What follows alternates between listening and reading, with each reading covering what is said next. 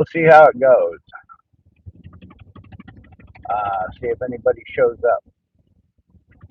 We're already stuck in traffic south of Auburn, so there's that. Uh, we'll see if anybody shows up. I know I'm half an hour late, but I didn't manage to go get gas in the truck over the weekend, so I had to stop for gas this morning. And so I'm 29 and so many seconds late. Minutes. Yeah, minutes late. Well, somebody joined it, so hi. This is my normal Tuesday morning drive going northbound. Hey, Bird, how are you, buddy? Hi, Yoli. Thanks for stopping by. I'm just stuck in traffic. I'm about, I don't know, 30 minutes into my 2 hour drive up to Seattle.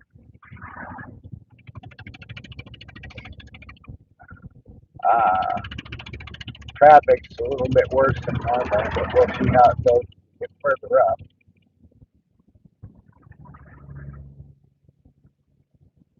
Um, we're kind of coming into the south end of Auburn, which is normally about 35 to 40 minutes south of Seattle, but with traffic, it's quite a bit, takes quite a bit longer. So, hey, Jaden, good morning. Well, it's good morning for me. It's 7:30 in the morning where I am.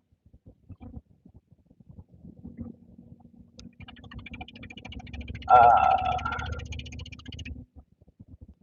and oddly enough, I didn't even plan for anything this morning. I'm just shooting from the hip today. Uh,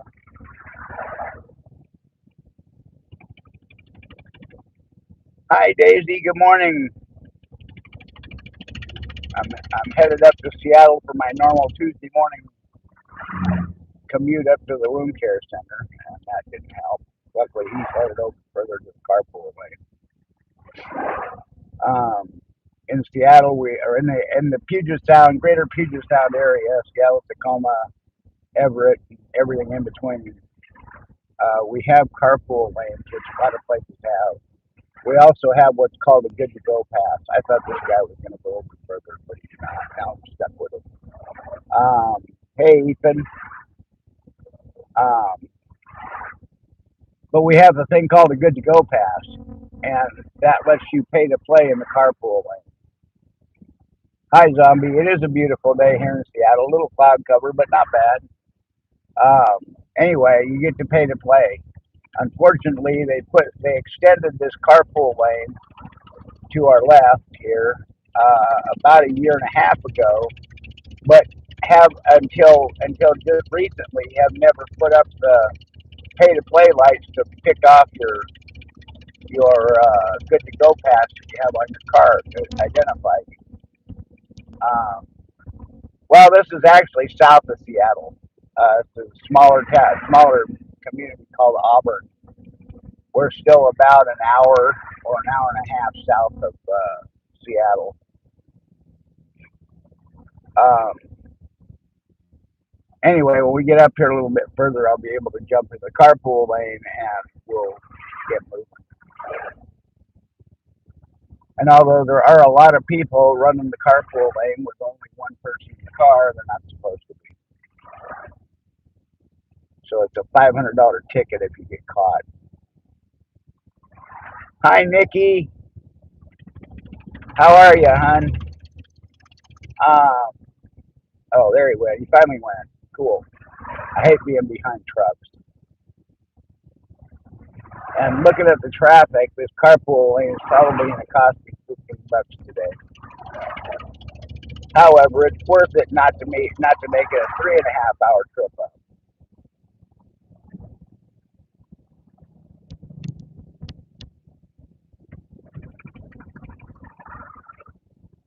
Yeah, HOV is high occupancy vehicles, but we have, like I was explaining, they call it a good to go pass. Basically, you've got a little, I don't know if I can actually show you this, but I'll try. We have these little good to go deals, and that sticks to your windshield, and then there are sensors in the road and up above that pick that up and identify my truck. And so they tell you what they're going to charge you to use it. You'll see that sign come up here pretty quick. Like I say, it's probably going to be $15. They basically based on the traffic I'm in.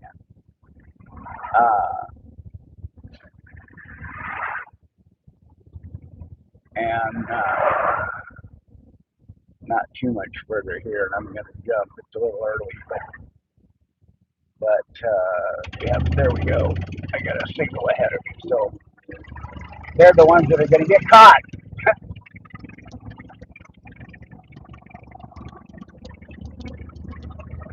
Like I tell my apprentices when I'm teaching them, do as I say, not as I do.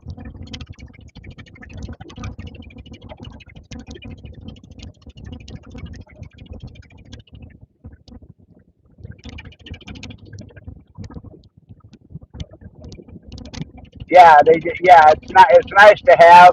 The tag itself doesn't cost you anything. Well, I think this one does because it's adjustable.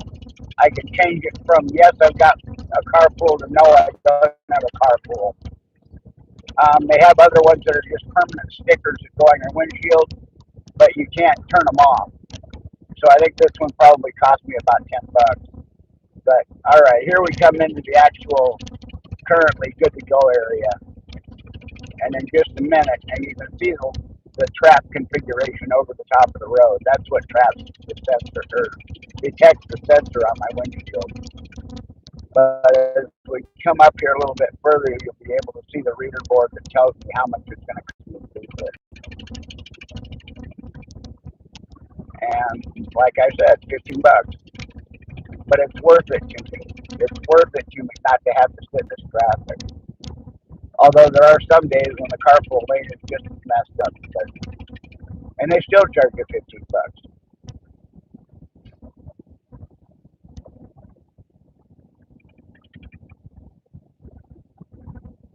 Yeah, usually the commute times are ridiculously expensive.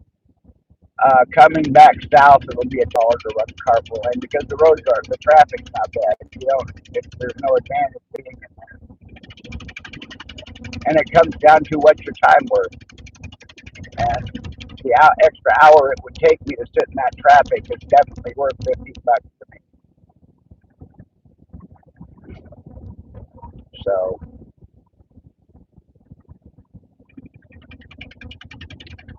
we're really kind of coming into downtown Auburn area now. Auburn, the city of Auburn actually sits about a mile to the right. Uh, and Auburn's really only claim to fame is Emerald Downs, which is our horse race facility in the area. And it's a nice facility. And they do some big races out of there.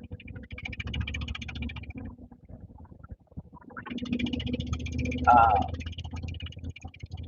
but I do this commute every Tuesday morning. I had, God, I can't believe it's been this long. But May 31st, 2023. I had a carcinoma removed from the bottom of my foot, and they left a 9 by 9 centimeter hole in the bottom of my foot. And since then, I've been trying to get it to heal up. And so every Tuesday, I go up to the wound care center, and they mess with it and reconfigure things in the way of dressings, trying to get it to heal. So around home, I'm allowed inside the house. I'm allowed to be on my right foot. Otherwise, I'm not weight bearing. So I use a knee scooter and race around on that. Um, But every Tuesday morning, I have to take this 2.5 to 3 hour drive up to Seattle uh,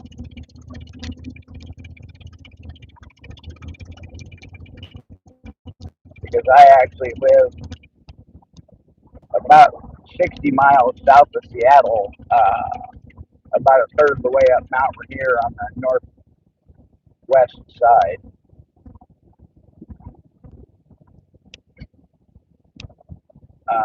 And as we head back after the appointment, I usually go live again if we got a decent view of the mountain coming back south. Pardon me. The smoke is pretty bad coming down from the Alberta fires. So sometimes it's bad enough that you really can't even see the mountain from Seattle. But we'll see. And this is where the 15 bucks you kind of get shafted on the 15 bucks, but it's still the forward momentum is better here than it is in the other two lanes. So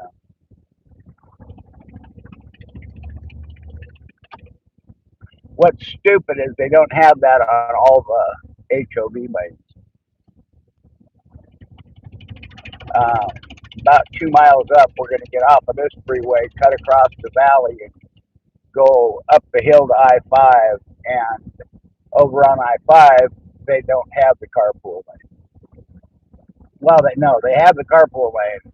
They don't have them set up for the good to go path.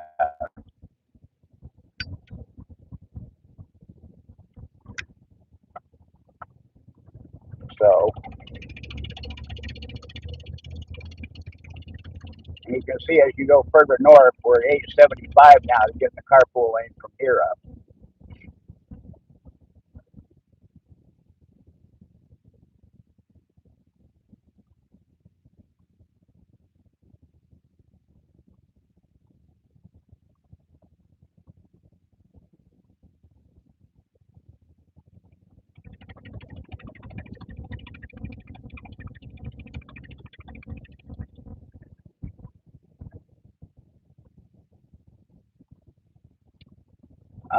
Our good news is we're almost at 500 subs on Munchie Mafia on the Munchie Mafia channel. I think we need another 20 subs or so to get to 500, which will be nice. We've worked hard on that one. This channel is actually an accident. And promoting the other two. Hey, Demoose, how are you, bud? I'm just puttering along. uh,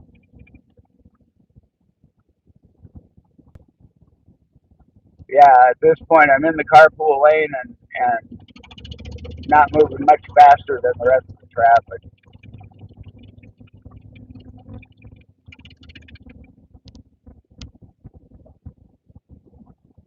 However, anyway, like I was saying, Munchie Mafia is within 20 of 500, so we're very close to being able to be monetized on that channel.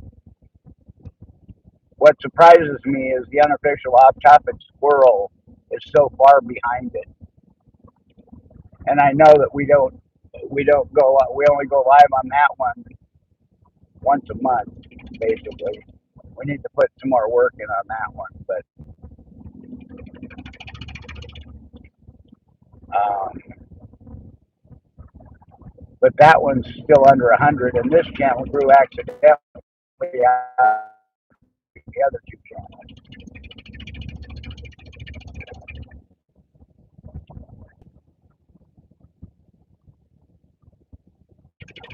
Yeah, it may very well at this point, Gilly.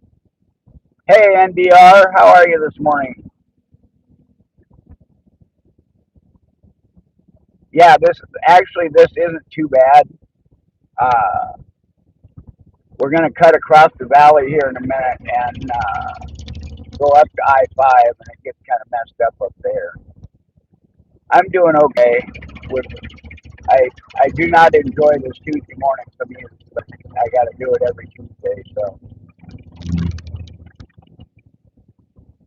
Hopefully one day it'll come to an end, but it's been going for 2 years now.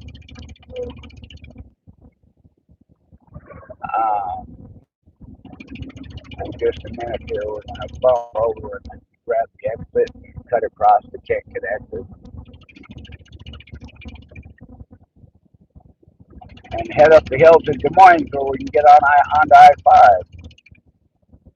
And Des Moines, if you've seen the Eat a Bag of Dicks video, uh, the newest, well, one of the two newest Dick's restaurants or Dick's Burgers is in Des Moines, and they don't expand very much. Like they did Des Moines, and then they did Redmond last year, and those have been the first two new Dick's Burgers in 25 years.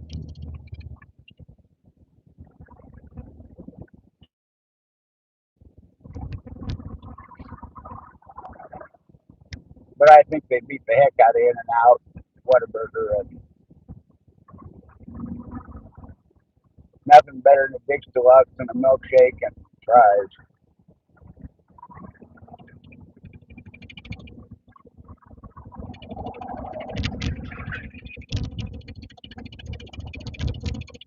Hopefully the traffic up at the top of the connector won't be too bad.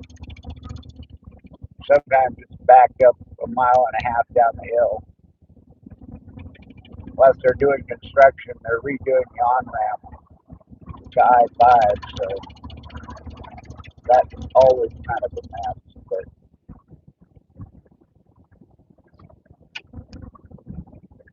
okay, off we go.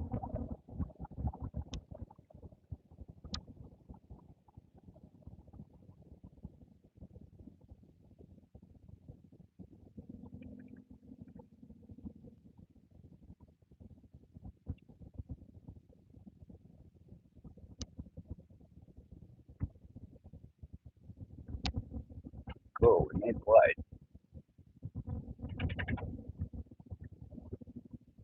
Alright.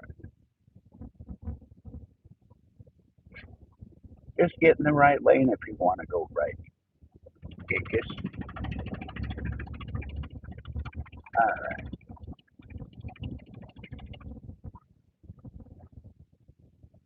Of course, if I didn't get out on Tuesdays, I would never get out of the house. Other than that, I drive out to the pharmacy for medications, and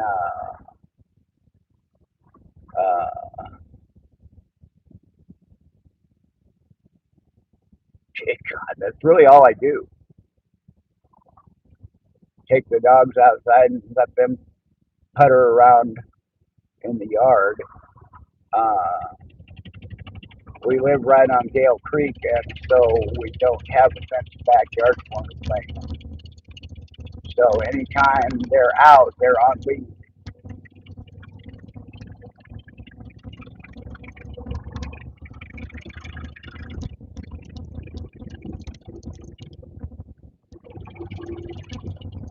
Uh, but they enjoy it.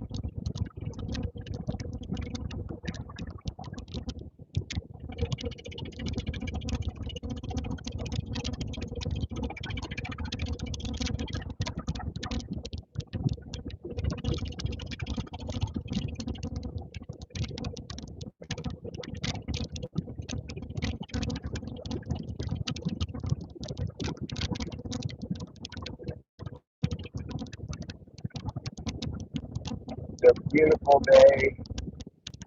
Not supposed to get too warm.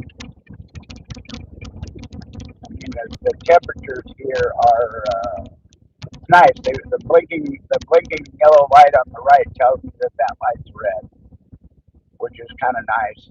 Hey, Greg. Good morning. Um,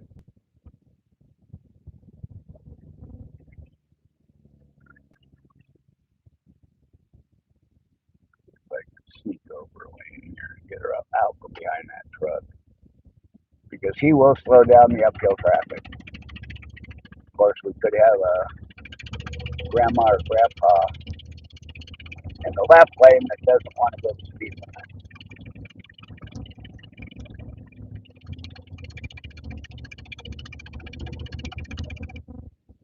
on, dude. Step on the gas pedal. Speed limit's 50 up here.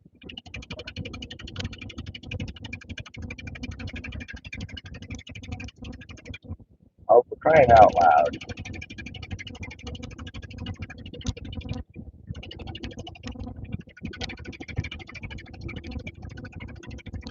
Yeah, it's backed up bad in the right lane.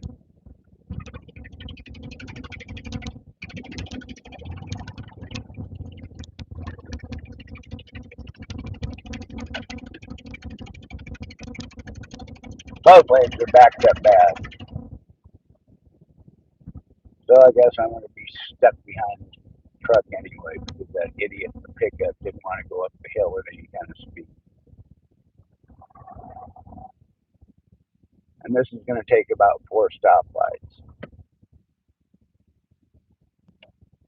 Let's see what else is happening. Cindy's still spinning, so I'll have more spin footage for you soon.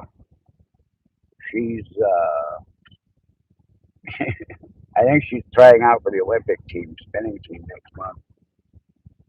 At the rate she's going, she's definitely getting faster and faster. It's kind of funny. She's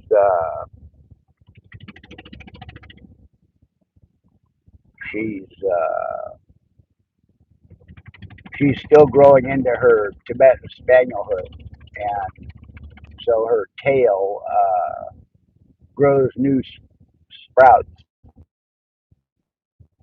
every couple of days, and so that we finally figured out that's what's causing it. Because all of a sudden she'll spot some sort of a new sprout coming out of her tail to make her tail fluffy like the other older one, which is Dory. Uh, and it's something new that she doesn't recognize, and so she'll spin to catch it and see if it belongs there. Kind of funny. And this one is really mouthy. She talks a lot.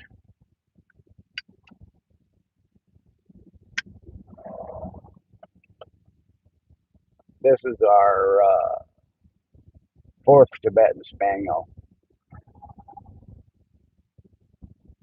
and actually they're cool little dogs. The Tibetan monks in the old days raised 3 breeds of dogs: the Tibetan Mastiffs, and to identify those, if you've ever seen the big, huge dogs with a lot of fur, those are the Tibetan Mastiffs. And they guarded the castles on the grounds outside. And they had Tibetan Terriers, and the Terriers they used for pest control inside the castle. They are ratters, and they chase down rats and squirrels and small pests and kept them out of the inside of the monastery. Well, Tibetan Spaniels had a special job, and they are watchers, and they would sit up in the turrets of the castle and watch. And if anything changed in their purview, in their field of vision, they would uh, they would alert and bark, and that would alert the mastiffs who would go out and eat whatever it was. So they were an integral part of the security for the Tibetan monks. And these little guys are yeah, breed specs on these 2 little guys, and all of the ones we've had have been identical. They find the tallest spot that they can get to and sit on that spot and watch. And if they see something down the road, they bark at it. And if they see something up the road, they bark at it. And heaven forbid there's a dog walking up the street, especially one that's come up to harass them before, because they will go bananas.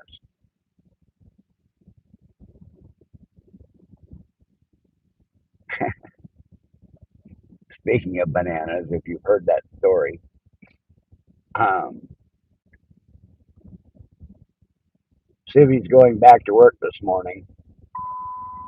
Sibby is my wife and is also Munchie Mafia. Uh, and this is the week after the banana conspiracy, so we're waiting to find out what's going to happen. So I almost can't hardly wait for her to get home tonight and tell me the story. There will be more to the banana incident, I'm sure.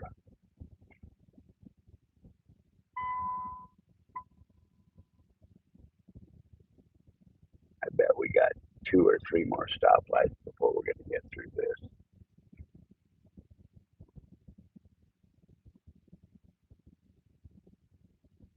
Yeah, the more people she tells that story to, the more people get hysterical about it. On Sunday night show, she played an audio clip of She Cooks and Roasts, leaving her a message after she told her the story. Yes, it's a lovely day here. I'm really enjoying it. It's not going to be too hot. The climate here is, we get all 4 seasons, especially up where we are. We get snow frequently in the wintertime. Uh, we've got the house was, our house was built in 1900. It has a very high peaked roof, and the front porch faces north, and uh, so the sun shows over the back. No, our last snow was the tail end of April. Uh, but Seattle proper probably gets snow every 3 or 4 years downtown. But we're at a lot higher elevation. We're about a third of the way up Mount Rainier. Um, so up where we are, we get snow frequently throughout the winter. But the peak of the house is shaded from the sun, and so if we do get, let's say, a foot of snow, that peak, the shadow outline of the peak of our roof, stays for weeks because the sun never hits it and doesn't ever melt it off. So the rest of the neighborhood will be green, and we'll have this snow peak that's slowly melting down as the weather warms up, and it'll be there for 2 or 3 weeks. It's really kind of funny, but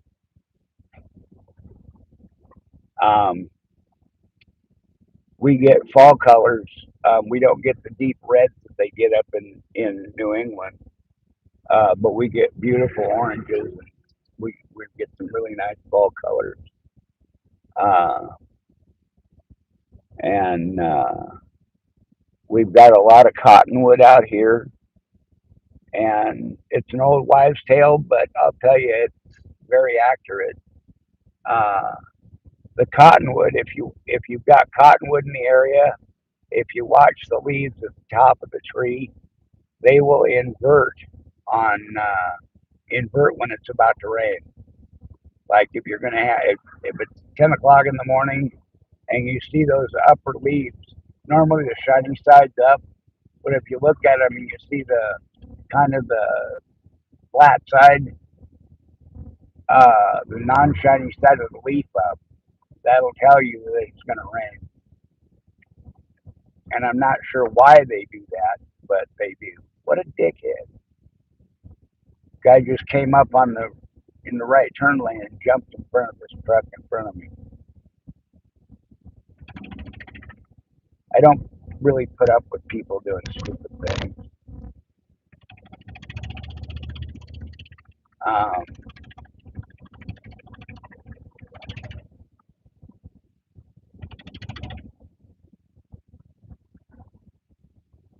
all right. Almost I five.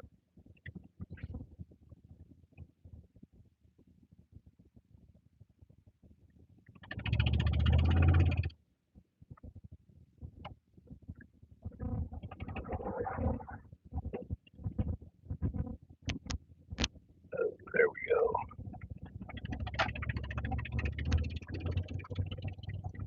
And away we go.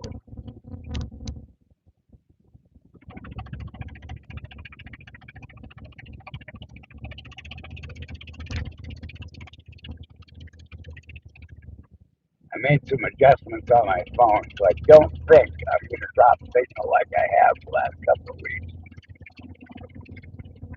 But if I do, I'll reset it and turn it right back on. All right. Now we're technically in Des Moines, and we're getting onto I-5. Traffic's pretty screwed up for a little ways, and then it will open up for a bit, and then the really bad traffic will hit, and that's at the south end of Seattle, right about the time we roll within the Seattle city limits.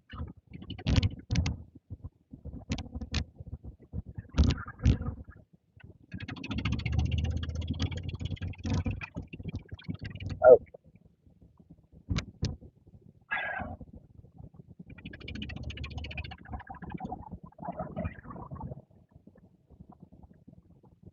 As we progress, you may see some planes taking off. See Seattle Tacoma International Airport is off to our left up a ways. That's a major airport coming into the area.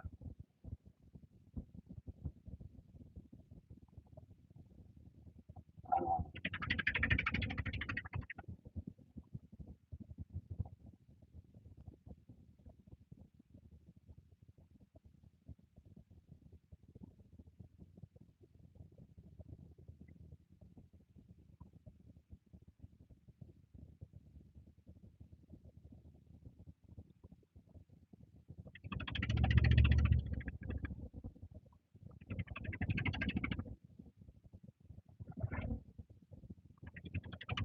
yeah, traffic. 2.5 to 3 hours up, and it takes me about, yeah.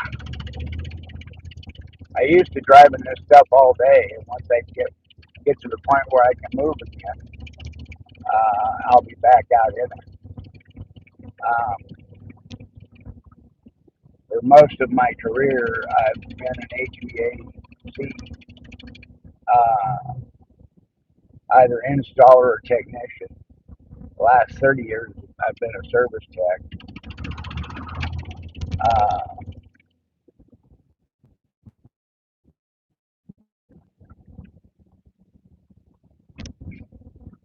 and so you drive for an hour and spend 20 minutes fixing something, and then drive for an hour and spend 20 minutes fixing something. And that's how your day goes. Um, about 2 years ago now, my son and I finally opened a company, and he's amazing and has the ability to sell ice to Eskimos, because that's not too racist to say. Hey, Larry, good morning. How are you, buddy? Um, and he's also a wicked estimator, and so he was basically carrying his last company on his uh, that we're also doing estimating. Good. I'm glad to hear you're doing well. Um, and he'd bring in to bring in 2 or 3 contracts a month, and it got to the point where the contractors he was dealing with kept saying, "I don't know why you don't go out on your own." And because I've got the service background, and he knows the codes and has the sales and install background. And once we started talking about it, he talked to a couple of his install buddies that worked at the same outfit and were more than willing to jump ship. And so he and I talked, and we set up a awesome program to compensate people that work for us. Uh, I mean, the guys get there's work bonuses, and it's not just the lead guy gets a bonus. Everybody on the job, if you bring the job in early, everybody on the job gets a bonus. That kind of stuff. Plus full medical, dental, and all the normal frivolities that come with it. But So they were all very happy to jump ship and come with us.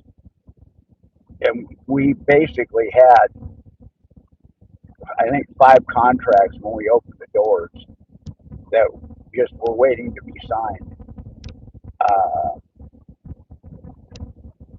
and we didn't truly steal any customers. We we I basically, they said if Tom wasn't at Universal, they would they wouldn't be there.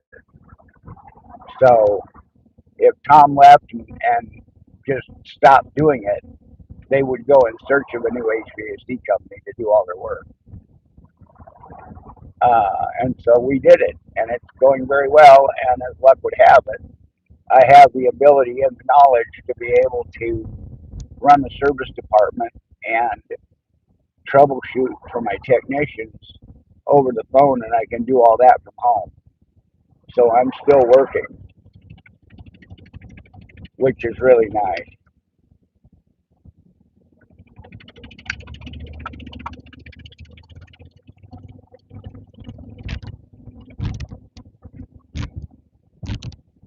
Um,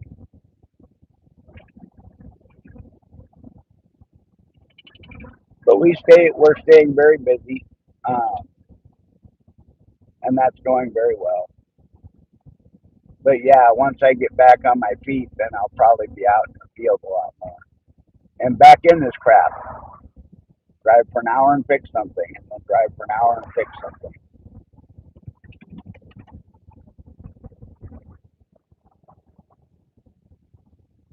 And I got to see a lot of the area because of it. I mean, before GPSs came around, I had, I have an innate ability to know direction, and I don't know how to explain it, but before GPS, our friends all used to call me and say, "This is the address as to where I'm going. How do I get there?" And I could get them within a couple of houses of it. And that was for anything in Washington, Oregon, Idaho, uh, parts of Alaska. It was really kind of funny, and people gave me a lot of crap when GPSs came out. Guess we don't need you anymore.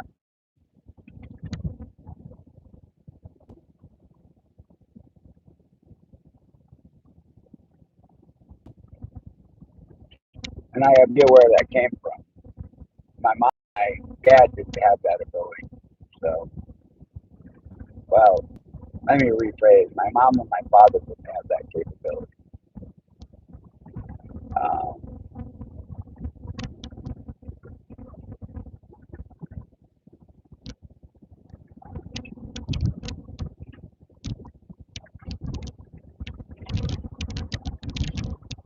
all right, now we're getting into where the traffic is moving for a little bit, and we're coming through Tukwila now. Beautiful downtown Tukwila. Come through early in the morning and you get a Tukwila sunrise. Um, One of our major shopping malls is right here. It used to be South Center Mall, now they call it the Westfield Mall.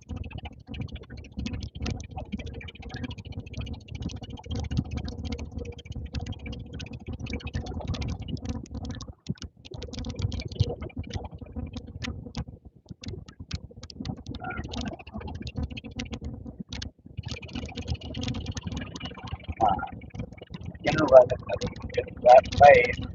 Go the speed limit.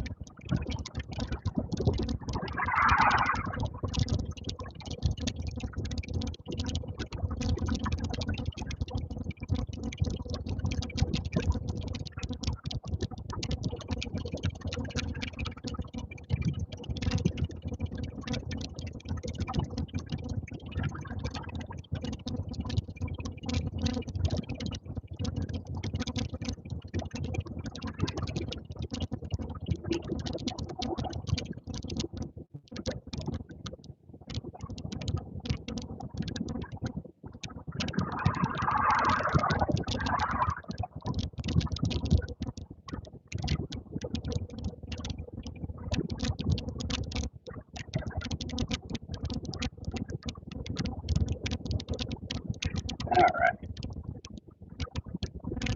around this corner, then around the next corner, and then we start watching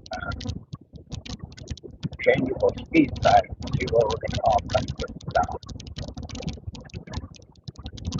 Everybody thinks the two inside lanes are the ones that move best. Traffic up here. It's actually the two outside lanes because of the preference. Because they leave long gaps ahead of them. So every time somebody comes to a stop, those lanes keep moving. So if I can get the guy in front of me to go above 50, I can get ahead of this van on the right and start moving over.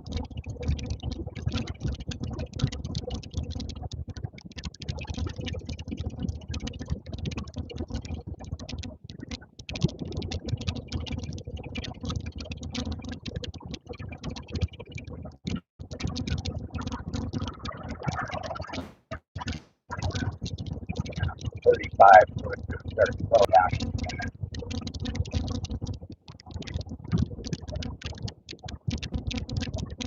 So we'll get moved over.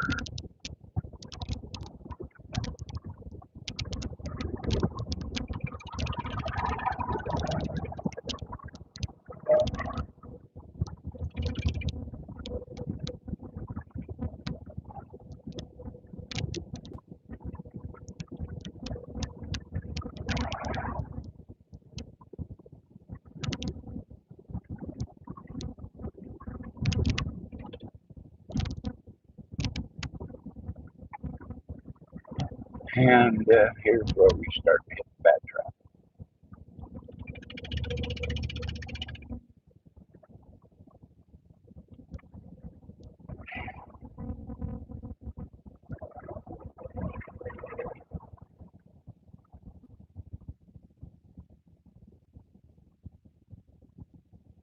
This is South Seattle. Um, off to the left, we're coming up on what's commonly referred to as Boeing Field, which is actually King County International Airport. Uh, although passengers coming into Seattle rarely land here. This is more of a freight terminal. Uh, it is where the Boeing Airplane Company started. Uh, the Boeing Museum of Flight is located here.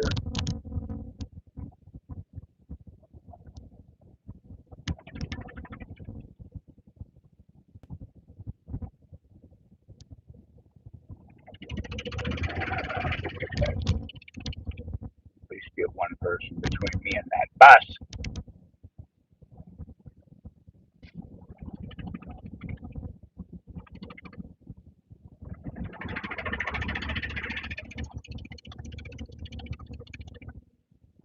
Always silly people in the left lane.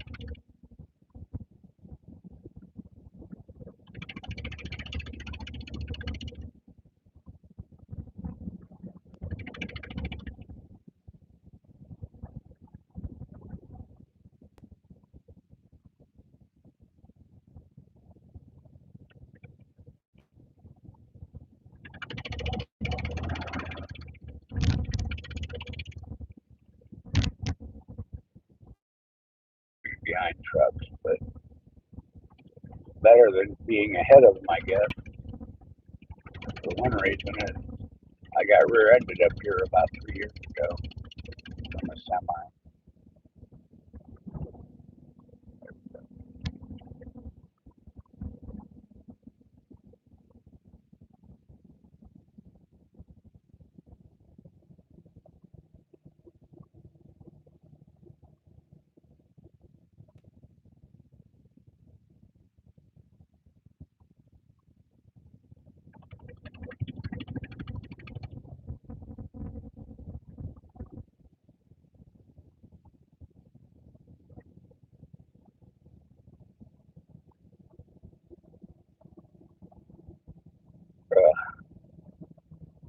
VA hospitals up here up the hill to the right.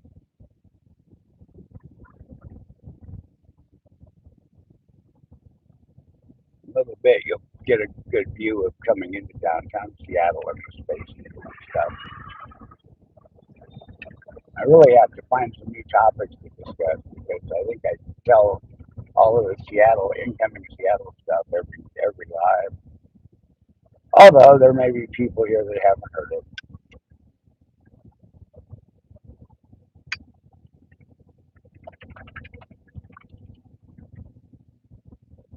Thanks, Moose. Have a good day, buddy. I will tell Sibby hi.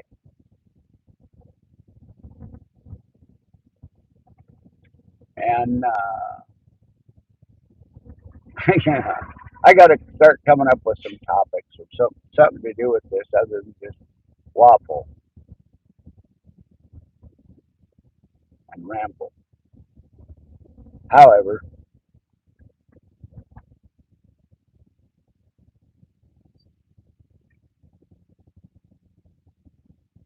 I guess it's better than sitting in traffic alone, which is fine, which is actually good.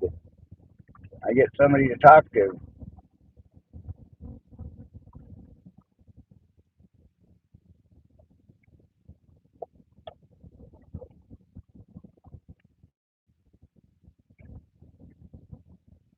Yeah, Tuesday mornings I get up at 6 a.m., take the dogs out, let them run around for half an hour, and then grab my knee scooter and throw it in the truck and start heading north.